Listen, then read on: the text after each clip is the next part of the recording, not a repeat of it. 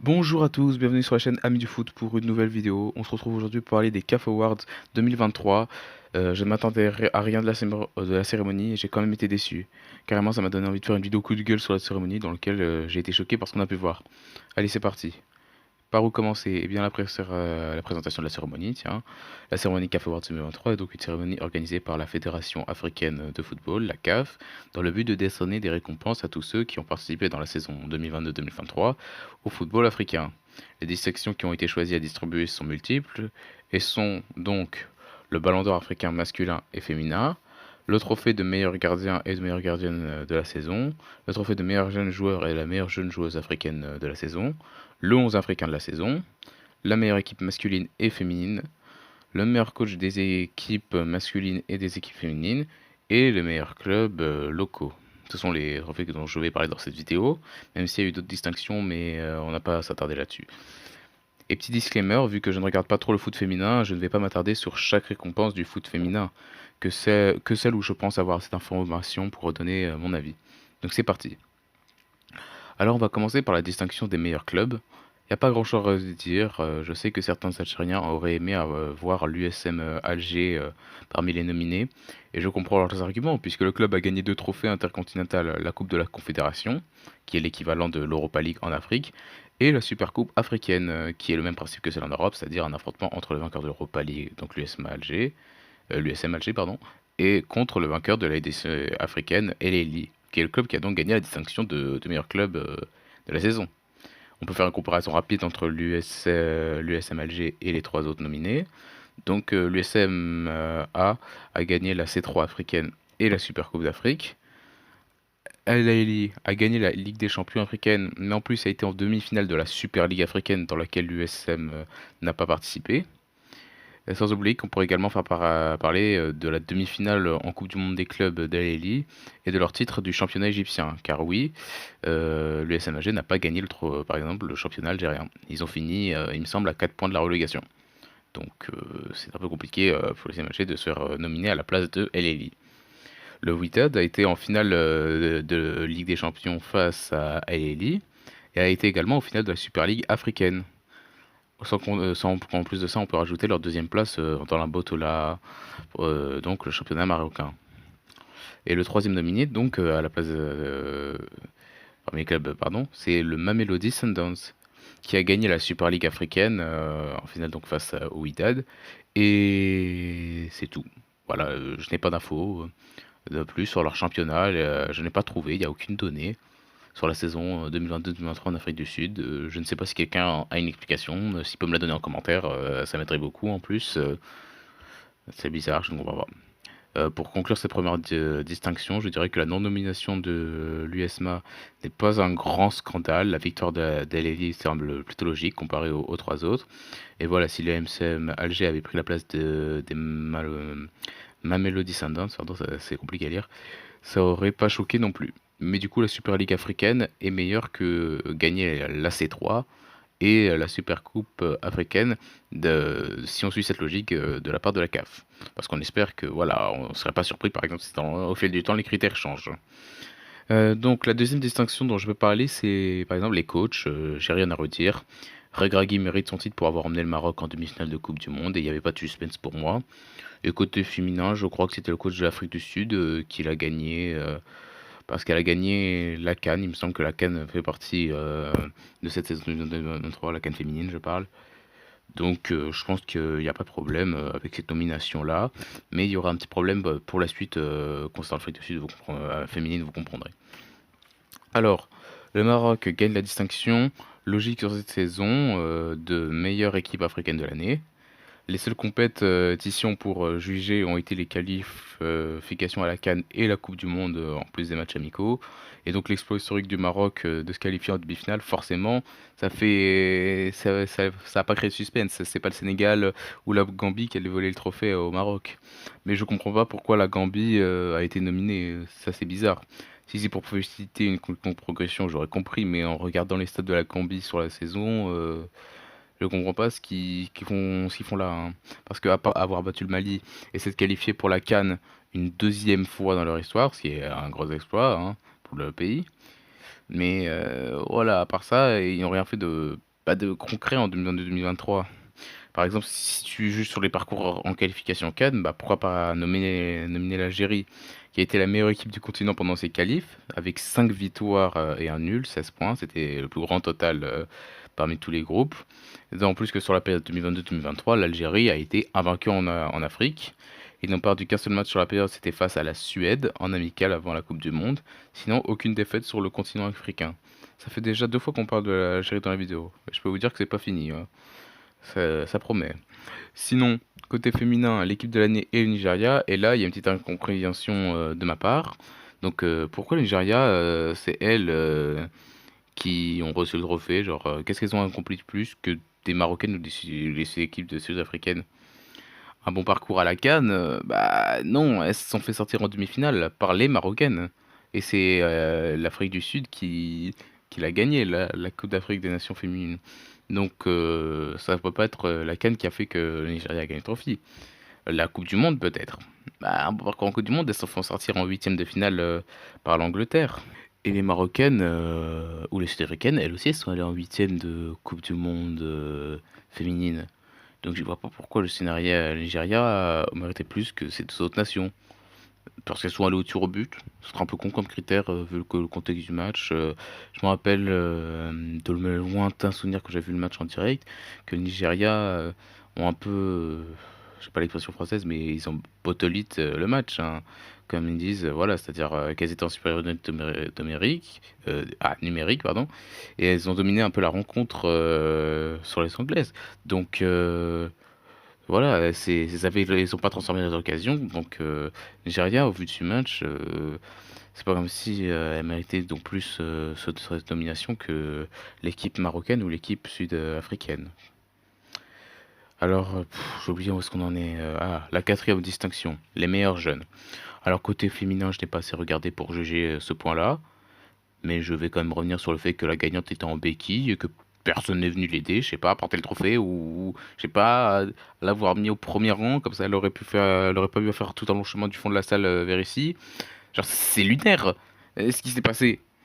Et je vais même pas parler de tout ce qui va pas qui ne concerne pas le sportif dans cette vidéo, parce que voilà, sinon elle durerait des milliers, des milliers d'années, voilà. Je sais même pas, ça m'énerve, regardez, ils font juste la chanson de fin, hein. Par exemple, on voit Dadju, même son micro ou sa voix, je sais plus, son tenue, ce que tu veux, il était en mauvais état, cassé, on comprenait rien, et ça représente bien la compétence des dirigeants de la CAF, qui n'ont pas su organiser un simple événement correctement, et qui savent même pas cacher l'utilisation par exemple d'un soft power pour les autres pays. Regardez, ils ont littéralement décerné un trophée au président de pays. Vous vous rendez compte de la dinguerie que c'est? Alors peut-être que le président sénégalais Macky Sall, par exemple, a vraiment peut-être beaucoup été au sein de la Fédération sénégalaise de foot. Je me suis pas renseigné, tu vois. Peut-être que vraiment il y a beaucoup d'idées, mais moi quand j'ai vu ça en direct, j'ai halluciné. En voyant pas le président d'une fédération, mais le président d'un pays gagner un trophée. T'imagines si France Football ils avaient donné un ballon d'or à Emmanuel Macron, à Poutine, à Biden, ils auraient gagné un trophée pendant les épreuves du ballon d'or. Mais c'est terrifiant comme image. Tu vois ce que je veux dire?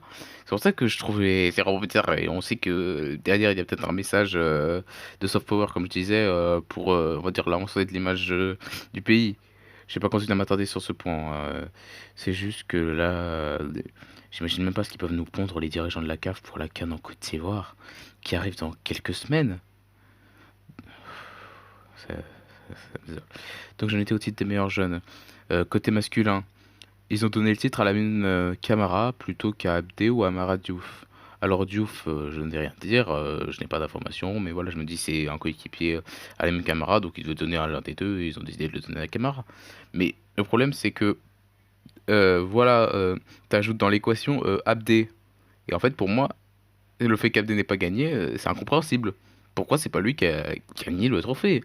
Déjà en termes de stats, c'est sûr qu'il a plus de buts et de passes D que Camara, qui est un milieu et l'autre un attaquant.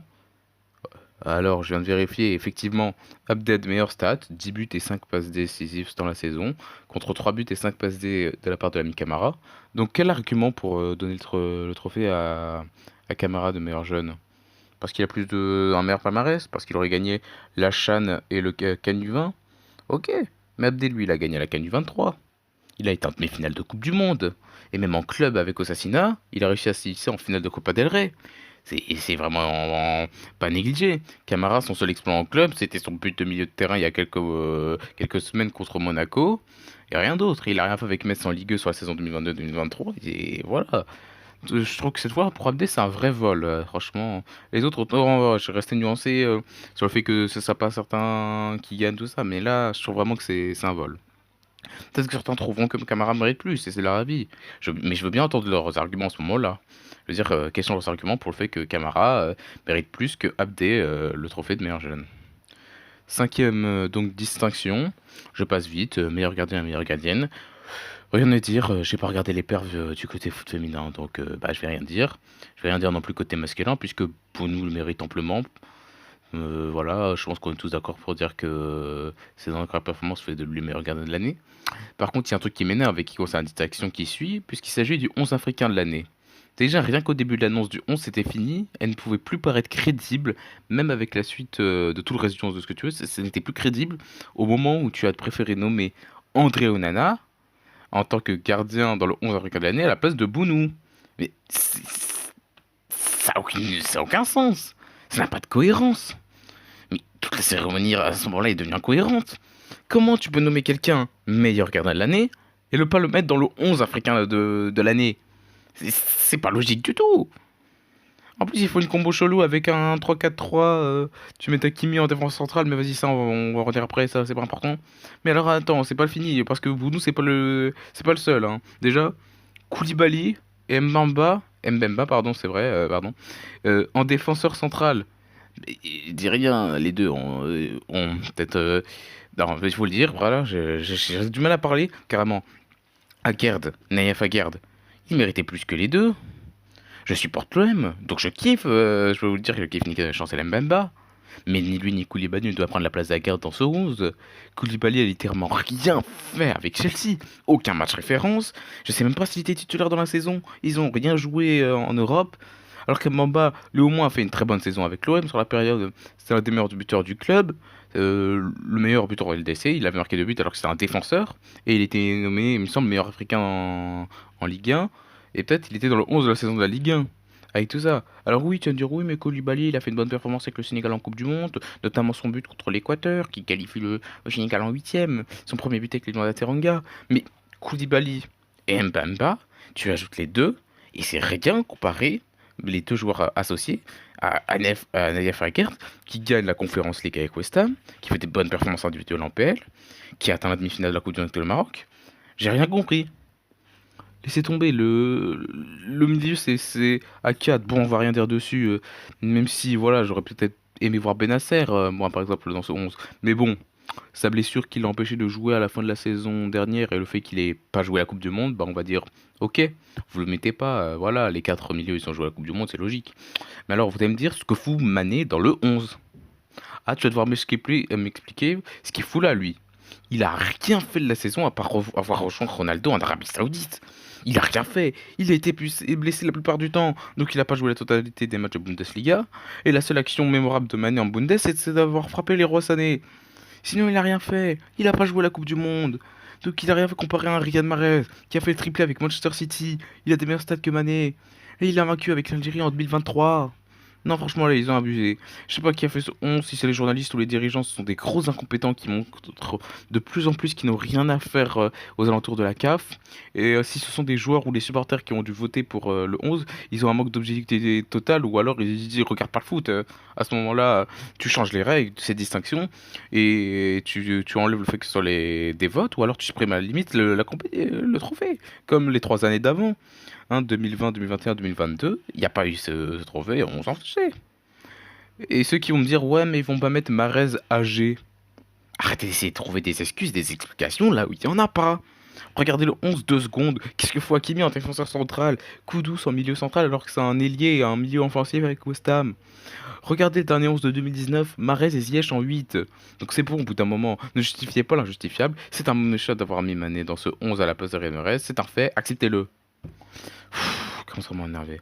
Donc on arrive au dernier trophée. Donc du fait que bah, c'est le trophée qui a organisé cette cérémonie, le Ballon d'Or africain. Même si on ne doit pas vraiment dire Ballon d'Or africain, mais joueur africain de l'année, c'est bizarre, compliqué à expliquer. Alors qu'on a reçu il y a une semaine la nomination des 3 finalistes pour le Ballon d'Or africain, et j'étais hors de moi. Comment tu peux faire ça? Comment tu peux mettre Hakimi, Salah et Osimhen pour les trois derniers finalistes de ton trophée le plus important? C'est honteux. Forcément, à une semaine, on savait déjà qui avait gagné le trophée parce que les deux adversaires ne faisaient pas partie des concurrents directs dans l'opinion publique. On s'était tous quasiment mis d'accord sur le fait que les trois favoris pour le trophée, ça aurait été Osimhen, Mahrez et surtout Bounou, qui était pour moi celui qui aurait pu le gagner ce ballon d'or. Incroyable la saison qu'il fait le mec. Il gagne l'Europa League avec Séville en temps décisif dans la finale de la compétition, hein, sa séance de tir au but. En plus, il a été en demi-finale de Coupe du Monde avec le Maroc, hein, et on a fait 3 clean sheets sur 7 matchs. Un truc de folie. Et le seul point négatif qu'on pouvait lui reprocher était sûrement sa moyenne, voire mauvaise saison en Liga. Mais pour moi, ça reste dessus, pardon. Ah, j'ai un problème d'élocution. D'Osimhen, qui, à part en Serie A, n'a rien fait d'extraordinaire. Ok, il a été en quart de finale de l'essai avec le Napoli, c'est pas mal. C'est même bien. Mais le mec n'a pas joué la Coupe du Monde et il n'a pas gagné de trophée à part la Serie A. Donc pourquoi Bono n'a pas reçu le trophée? Parce qu'il n'a pas marqué autant de buts qu'Osimhen? Ah, que c'est un gardien? Ok, ok, vas-y. Je vais suivre ton raisonnement. Ok, on va suivre ton raisonnement. Ok. Pourquoi alors ne pas avoir donné à Salah le trophée? Qui avait largement des meilleurs stats que Victor Osimhen, hein? Ouais, mais là tu me dis, Osimhen a un meilleur palmarès avec la Serie A, alors que Salah, lui, il a que le Community Shield avec Liverpool. Ok, tu veux qu'on compte les trophées? Donne la Mahrez, le ballon d'or africain. Le mec, il a gagné le triplé avec City, et en plus, il a de très bonnes stats qui sont plus ou moins équivalentes à celles d'Osimhen. Regardez les stats, j'ai pris en photo, si on comptabilise que la saison de Mahrez et de Osimhen en 2023, il y a que 4, Mahrez n'est qu'à 4 pions derrière Victor Osimhen. Et en plus, si on compte celle du ce début de saison 2023-2024, Mahrez a de meilleurs stats qu'Osimhen. Euh, et pour les petits malins qui veulent pas compter la Saudi Pro League dans les stades, bah tenez, Mahrez est maintenant à 9 pions derrière Osimhen, voilà. Ça peut paraître énorme, voilà, vous allez peut-être content, mais t'as toujours les trophées de Mahrez qui compensent ces 9 pions d'écart. Je pense qu'on est tous d'accord pour dire que une Ligue des Champions, une Premier League ou une FA Cup, ça vaut mieux que 9 buts ou passes décisives d'écart avec un joueur, hein. Et là, tu me dis, mais Mahrez n'a pas joué tous ses trophées, il les a gagnés en restant sur le banc. Bah, je te dis, attends, on va compter les statistiques de match, hein. Et je peux te dire que Mahrez comptabilise 567 minutes en LDC, contre 427 pour Osimhen, soit 140 minutes, soit un match et demi. Mahrez a joué un match et demi de plus que Osimhen. Osimhen est sorti en quart de finale et Mahrez n'a pas joué les demi-finales et la finale. Et j'ai même pas sorti les stats en Angleterre ou en Italie, donc pour te montrer que c'est une idée reçue, et donc que Mahrez sur le banc, voilà, poète, on se tait. Soit tu suis ta logique des statistiques et tu donnes le ballon d'or africain à Salah, soit tu le donnes à Bonou ou à Mahrez car ils sont un meilleur palmarès. C'est tout. Mais voilà, on a compris que la fédération est remplie d'incompétents à tous les niveaux. Le choix des trois finalistes est évident, c'est les plus populaires. Et donc essayer d'attirer les sponsors pour la CAF, un trophée qui récompense la popularité et non le sportif. Je pensais que c'était que le ballon d'or France Football et que le ballon d'or africain qui était différent. Non, finalement, le ballon d'or africain ne fait que copier ce qui marche en Europe et arrive à faire pire. C'est désolant. Regardez, tous les dirigeants étaient en téléphone, dans leur téléphone, ils s'en foutaient de de la cérémonie. Personne n'en avait rien à foutre. Même personne n'est venu carrément à la cérémonie. Il n'y avait pas Salah, il n'y avait pas Hakimi, ils étaient deux concurrents pour le ballon d'or, le trophée le plus important, ils n'étaient pas là. Il n'y avait personne, il n'y avait pas Bonou, il n'y avait rien de Elili. C'est bon.